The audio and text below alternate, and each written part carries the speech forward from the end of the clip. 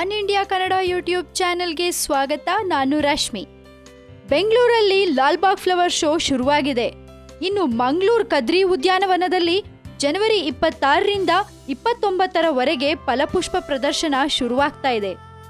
ತೋಟಗಾರಿಕೆ ಇಲಾಖೆ, ದಕ್ಷಿಣ ಕನ್ನಡ ಜಿಲ್ಲಾ ಪಂಚಾಯತ್ ಹಾಗೂ ಸಿರಿ ತೋಟಗಾರಿಕೆ ಸಂಘ ಇವರ ಜಂಟಿ ಆಶ್ರಯದಲ್ಲಿ ಮಂಗಳೂರಿನ ಕದ್ರಿ ಉದ್ಯಾನವನದಲ್ಲಿ ಫಲಪುಷ್ಪ ಪ್ರದರ್ಶನವನ್ನ ಜನವರಿ 26ರಿಂದ 29ರವರೆಗೆ ಏರ್ಪಡಿಸಲಾಗುತ್ತಿದೆ.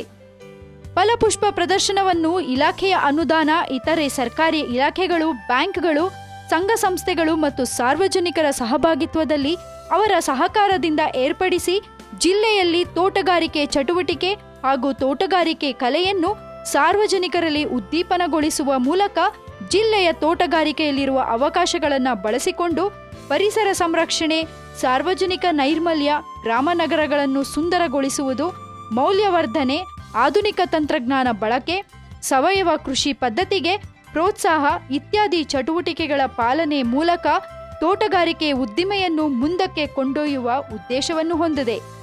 ಫಲಪುಷ್ಪ ಪ್ರದರ್ಶನದ ವಿಶೇಷ ಆಕರ್ಷಣೆಯಾಗಿ ಆಹಾರ ಮೇಳ ಮತ್ತು ವೈವಿಧ್ಯಮಯ ಸಾಂಸ್ಕೃತಿಕ ಕಾರ್ಯಕ್ರಮಗಳನ್ನು ಫಲಪುಷ್ಪ ಪ್ರದರ್ಶನ ಪ್ರತಿದಿನ ಆಯೋಜಿಸಲಾಗಿದೆ.